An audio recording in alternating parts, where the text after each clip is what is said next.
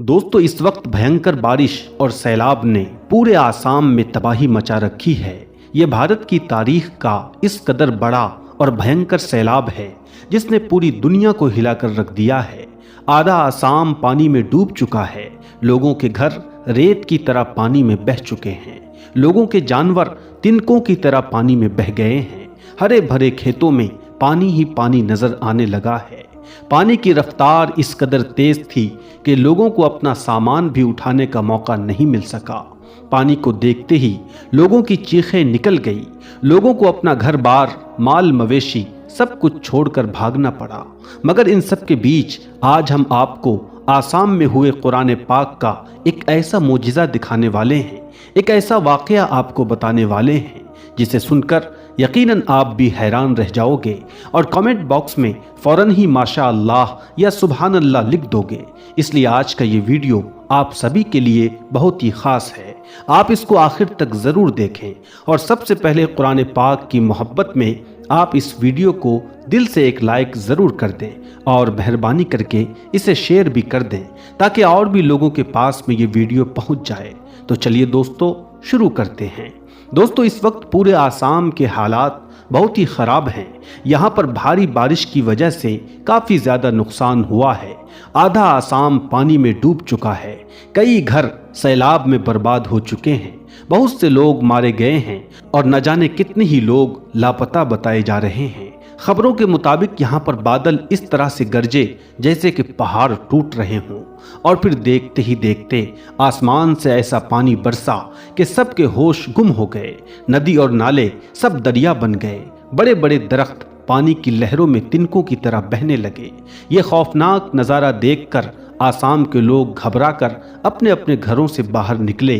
कोई अपने बच्चों को उठाए भाग रहा था तो कोई माँ अपनी बेटी को सीने से लगाकर चीख रही थी। लेकिन पानी की रफ्तार किसी को कोई मोहलत देने को तैयार ना थी। इसी बीच एक गांव की मस्जिद में नमाज हो रही थी।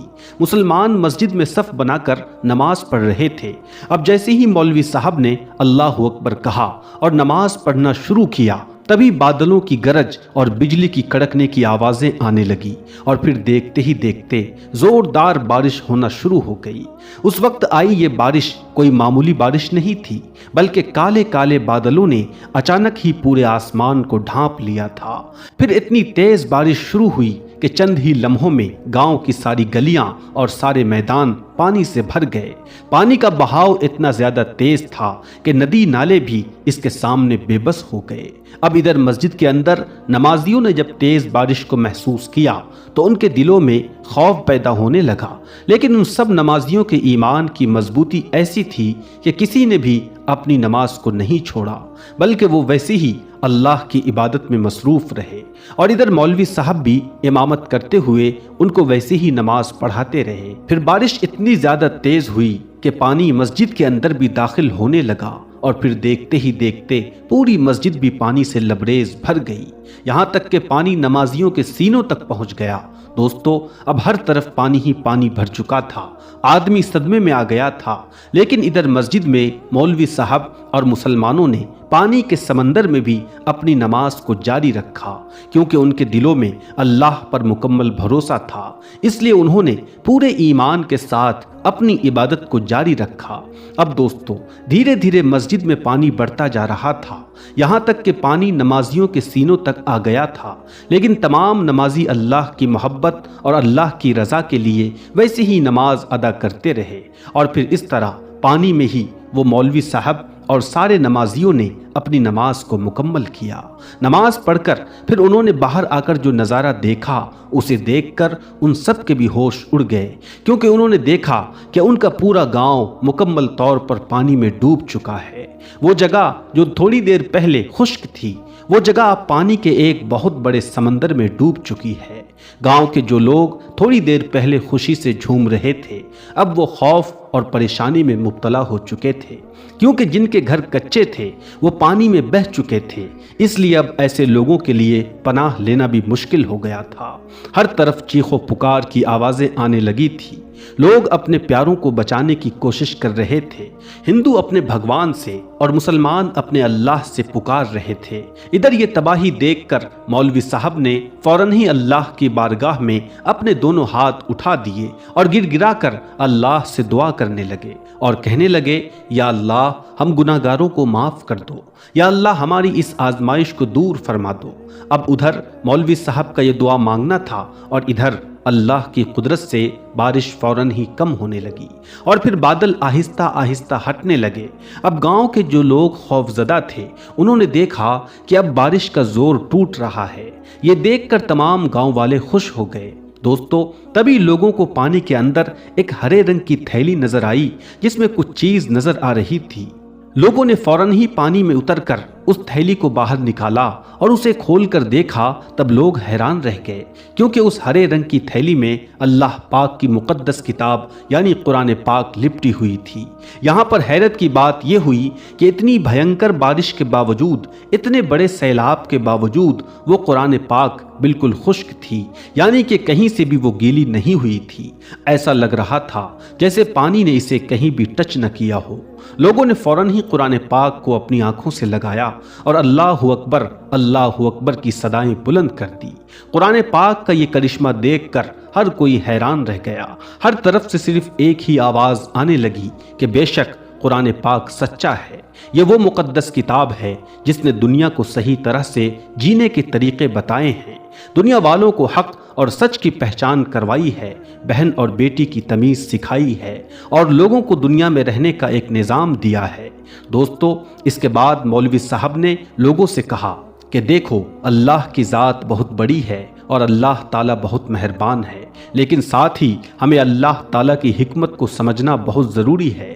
اس کے بعد مولوی صاحب نے سب کو نصیحت کی، اے لوگو ہمیں اللہ کے بندوں کا خیال رکھنا چاہیے، اگر کوئی بندہ مصیبت میں ہو تو ہمیں آگے بڑھ کر اس کی مدد کرنی چاہیے، اور یہی نہیں جب بھی کبھی مصیبت میں اللہ سے کوئی دعا مانگو تو اس میں دوسروں کی مشکلات بھی ضرور دھیان رکھو۔ اے لوگو ہم چاہے کتنے ہی نیک کیوں نہ ہو، جب تک ہم دوسروں کی پریشانی کا خیال نہیں رکھیں گے تب تک ہماری عبادتوں کا ہمیں کوئی بھی فائدہ ہونے والا نہیں ہے۔ یاد رکھو اللہ ہمارے سجدوں کو نہیں بلکہ ہمارے صاف دلوں کو دیکھتا ہے۔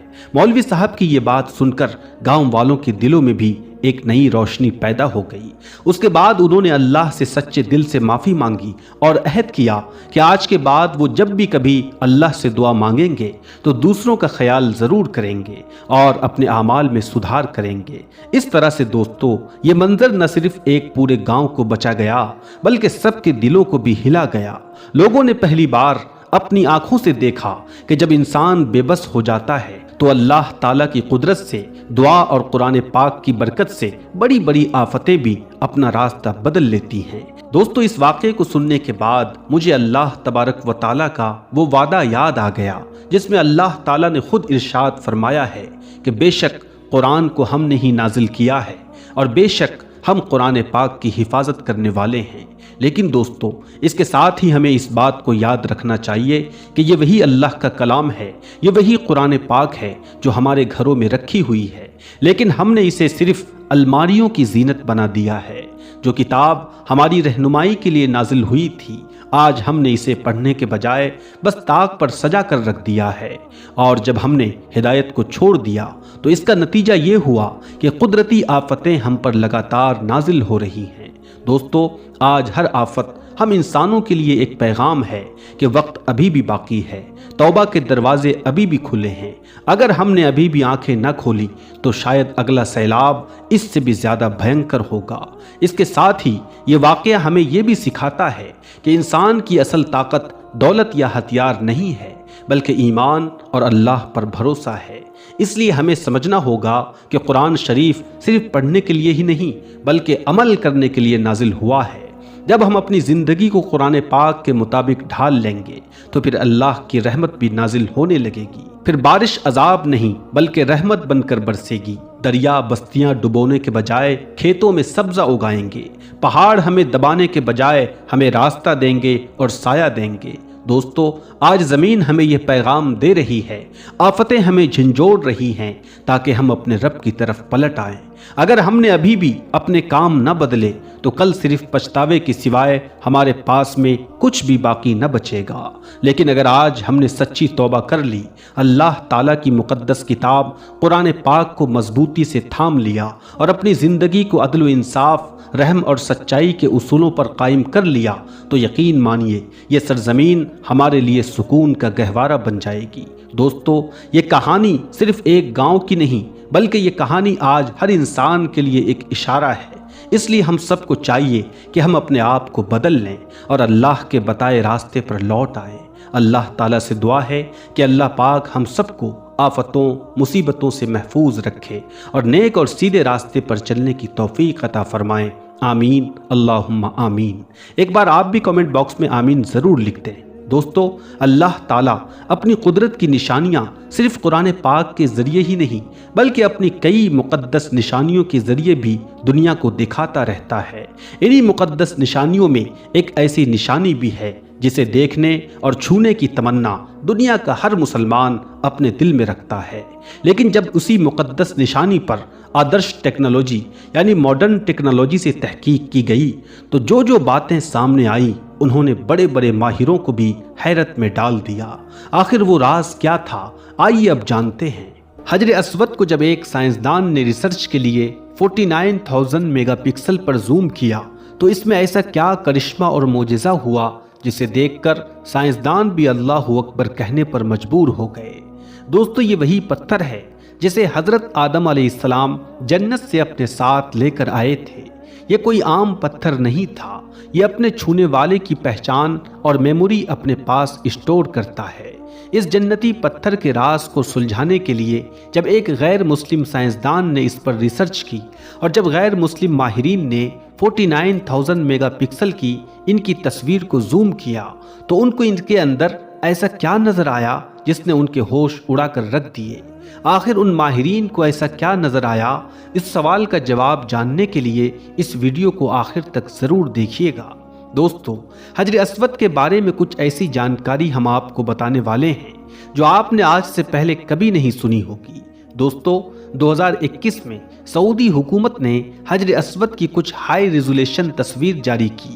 ان تصویر کو ایک ٹیکنالوجی کی مدد سے لیا گیا جسے فوکس اسٹیکنگ ٹیکنالوجی کہا جاتا ہے، جس میں 49,000 میگا پکسل کے کیمرہ لینس یوز کیے گئے تھے۔ مکہ مکرمہ کے ماہر انجینئر نے اس ٹیکنالوجی کا استعمال کرتے ہوئے کئی گھنٹوں کی محنت کے بعد حجر اسود کی ایک ایسی تصویر تیار کی جو 49,000 میگا پکسل کی تھی۔ ادارے کے مطابق حجر اسود کی اعلیٰ ترین کوالٹی کی تصویر تیار کرنے کے لیے اس کی 7 گھنٹے تک عکس بندی کر کے 1000 فوکس اسٹیکنگ پیراگرام تصویر بنائی گئی، جنہیں ملا کر ایک تصویر بنانے میں صرف ایک تصویر بنانے میں 50 گھنٹے کا وقت لگا، یعنی 2 دن سے بھی زیادہ کا وقت۔ ماہرین نے حجر اسود کی 49,000 میگا پکسل کی ایک ایسی تصویر بنا کر تیار کی جس میں اس کے ہر حصے کو انتہائی قریب سے اصل اور اوریجنل حالت کی طرح دیکھا جا سکتا ہے۔ کئی گھنٹوں کی محنت کے بعد ان تصویر کو حاصل کیا گیا، لیکن پھر ایک غیر مسلم ماہر نے ان تصویر کے اندر کچھ ایسا ڈھونڈ نکالا جو راز ابھی تک لوگوں کی آنکھوں سے چھپا ہوا تھا۔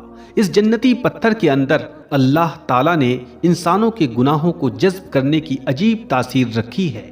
چنانچہ اللہ کے رسول صلی اللہ علیہ وسلم نے فرمایا، جس وقت حجر اسود کو جنت سے اتارا گیا تو وہ دودھ سے بھی زیادہ سفید تھا، پھر لوگوں کے گناہوں نے اسے سیاہ کر دیا۔ ترمذی شریف کی ایک حدیث میں موجود ہے کہ حجر اسود اور مقام ابراہیم جنت کے یاقوتوں میں سے 2 یاقوت ہیں۔ اگر اللہ تعالیٰ ان کی روشنی کو ختم نہ فرماتا تو یہ پوری زمین و آسمان کو روشن کر دیتے۔ ان ہائی ریزولیشن تصویر میں حجر اسود کے ہر حصے کو ہائی کوالٹی میں قریب سے دیکھا جا سکتا ہے، جو اس سے پہلے کبھی کسی نے نہیں دیکھے تھے۔ ان ہائی کوالٹی تصویر پر جب سائنسدانوں نے تحقیق کی تو ان کو ایسے ایسے راز معلوم ہوئے جس نے ان کے تمام سوالوں کے جواب حل کر دیے۔ جیسے کہ پروفیسر کارنر جو ناسا کے ادارے میں کام کرتا تھا، اس نے یہ تحقیق کی کہ کائنات کی جو شعاعیں ہیں وہ نیوکلیئر کی خطرناک شعاعوں سے بھی زیادہ ہیں، جنہیں کنٹرول نہیں کیا جا سکتا۔ اس کا کنٹرول ایک خاص قسم کے غلاف کے ذریعے کیا جا رہا ہے۔ لیکن اسے اپنی اس تحقیق میں اس خاص قسم کے غلاف کی طرف کہیں بھی کوئی اشارہ نہ ملا۔ پھر جب اس نے قرآن کریم کی اس آیت کا ترجمہ پڑھا جس میں اللہ فرماتا ہے، اور اگر ہم ان کے لیے آسمان میں کوئی دروازہ کھول دیں تاکہ وہ دن کو اس میں چڑھتے، تب بھی وہ یہی کہتے کہ ہماری نگاہیں باندھ دی گئی ہیں، بلکہ ہم پر جادو کیا ہوا ہے۔ اس آیت میں دوستو اشارہ اسی طرف ہے کہ ہم نے ایسی طاقتوں کو خود کنٹرول کیا ہوا ہے۔ تو پروفیسر اس آیت کو جاننے کے بعد مسلمان ہو گیا، کیونکہ اس کے سوالوں کے جواب اسے مل چکے تھے۔ اسی دوران اس نے حجر اسود پر بھی تحقیق کی اور یہ بتایا کہ یہ دنیا کے پتھروں میں سے کوئی پتھر نہیں ہے، اور یہ اپنی طرف دیکھنے والے، اسے ٹچ کرنے والے ہر انسان کا نام بھی محفوظ کر لیتا ہے۔ سائنس کے اسی تحقیق کی طرف آج سے 1400 سال پہلے ہمارے پیارے آقا حضرت محمد مصطفیٰ صلی اللہ علیہ وسلم نے اشارہ فرمایا، اس حجر اسود کو اپنے اعمال خیر کا گواہ بنا لو، کیونکہ قیامت کے دن یہ سفارشی بن کر اللہ کے دربار میں اپنے چھونے والوں کے لیے گواہی دے گا۔ اس کی 2 آنکھیں اور 1 زبان ہوگی جس سے یہ بات کرے گا۔ پیارے دوستو، حجر اسود وہ پتھر ہے کہ جسے اللہ تعالیٰ نے جنت سے بھجوایا، اور نبی اکرم صلی اللہ علیہ وسلم نے اس پتھر کو خانہ کعبہ کی دیوار میں نصب کر دیا، اور پھر قیامت تک ہر آنے والے مسلمان پر یہ لازم کر دیا کہ جو عمرہ کرنے جائے یا خانہ کعبہ کا طواف کرے یا پھر حج کرے تو اس کے لیے یہ لازم ہے کہ وہ حجر اسود کا بوسہ لے۔ اس کے بغیر نہ تو عمرہ مکمل ہوگا اور نہ ہی کسی صورت طواف کعبہ مکمل ہوگا۔ پیارے دوستو، دنیا بھر کے تمام مسلمانوں کی یہ کوشش ہوتی ہے کہ جب وہ صحن کعبہ کے اندر موجود ہوں، خانہ کعبہ کے گرد طواف کر رہے ہوں، تو انہیں یہ سعادت نصیب ہو جائے کہ وہ حجر اسود کے قریب جائیں اور اپنی جیتی جاگتی آنکھوں سے ایک دفعہ اس کی زیارت کریں اور پھر اس کا بوسہ لیں۔ دوستو، اب ہم آپ کو بتائیں گے کہ جب ایک خاتون حجر اسود کا بوسہ لینے لگی تو اس کے ساتھ کیا معاملہ ہوا کہ سعودی شہزادہ بھی ڈر کر پیچھے ہٹ گیا۔ فوری طور پر وہاں موجود سیکیورٹی اہلکاروں نے پھر کیا کیا، اب آگے اس ویڈیو میں آپ اس کی تفصیل جانیں گے، لہٰذا ہمارے ساتھ ویڈیو میں آخر تک جڑے رہیے گا۔ دوستو، اس روئے زمین پر 2 ایسے پتھر ہیں جنہیں اللہ رب العالمین نے جنت سے اتارا ہے، جن میں سے ایک حجر اسود ہے اور دوسرا پتھر مقام ابراہیم پر موجود ہے۔ وہ ایسا پتھر ہے کہ جس کے اوپر کھڑے ہو کر حضرت ابراہیم علیہ السلام نے کعبے کی دیواریں تعمیر کی تھی۔ اس پر جناب ابراہیم علیہ السلام کے پاؤں کے نقش بھی ہیں، اور یہ پتھر آج تک اسی مقام پر موجود ہے جسے مقام ابراہیم کہا جاتا ہے۔ پہلے یہ پتھر عام لوگوں کی زیارت کے لیے کھلے عام موجود تھا، لیکن اب اس کے گرد 4 دیواریں بنا کر ایک ایسا چبوترا بنا دیا گیا ہے جس میں سے پتھر اب نظر نہیں آتا، لیکن اس بات کی نشاندہی ہو جاتی ہے کہ یہ دراصل مقام ابراہیم تھا۔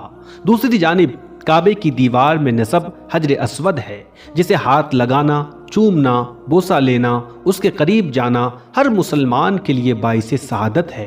اور آپ ہی اندازہ کیجئے کہ جب عمرے کے دوران، رمضان کے ایام میں یا پھر حج کے دوران صحن کعبہ کے اندر ہزاروں کی تعداد میں نہیں بلکہ لاکھوں کی تعداد میں لوگ موجود ہوتے ہیں اور سب طواف کعبہ کر رہے ہوں، اور سب کی یہ خواہش ہوتی ہے کہ وہ حجر اسود کا بوسہ لیں، تو یہ ایک انتہائی کٹھن صورتحال پیدا ہو جاتی ہے۔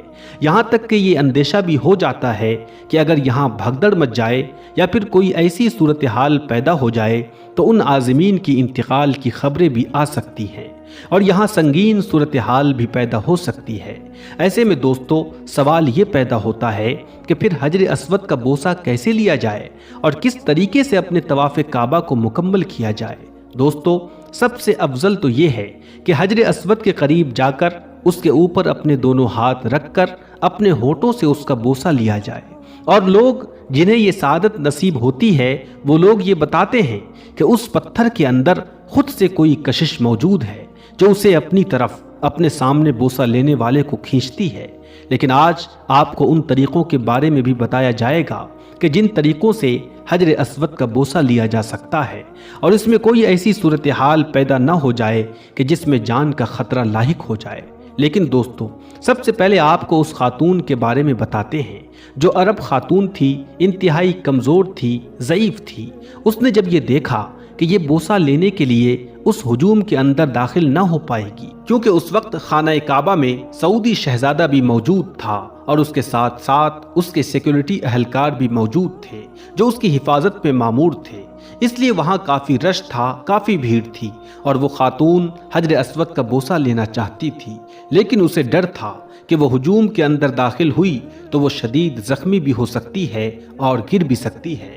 تو اس خاتون نے اس بات پر اکتفا کیا کہ علماء کے بتائے ہوئے دوسرے طریقے یعنی کہ ہاتھ سے اشارہ کرنے کے مترادف بوسہ لیں گی، اور نبی کریم صلی اللہ علیہ وسلم نے بھی اس طریقے پر مہر ثبت کی ہے کہ ہاتھ کے اشارے سے بھی حجر اسود کا بوسہ کیا جا سکتا ہے، اس صورت میں کہ جب وہاں پر بہت شدید رش موجود ہو، لوگوں کا بڑا ہجوم ہو۔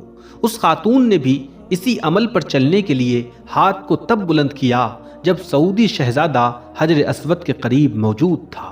یہ خاتون چونکہ اس وقت حجر اسود کے قریب بھی تھی اور اس کے ہاتھ میں چھڑی بھی موجود تھی، لوگوں نے یہ سمجھا کہ شاید یہ وہاں موجود سعودی شہزادے پر حملہ کرنا چاہتی ہے، اس لیے اس نے اپنا ہاتھ یوں آگے بڑھایا ہے اور ہاتھ کو بلند کیا ہے۔ چنانچہ شہزادے کی سیکورٹی اہلکاروں نے فوراً اس خاتون تک رسائی حاصل کی جسے وہ چھڑی بلند کرتے ہوئے دیکھ رہے تھے۔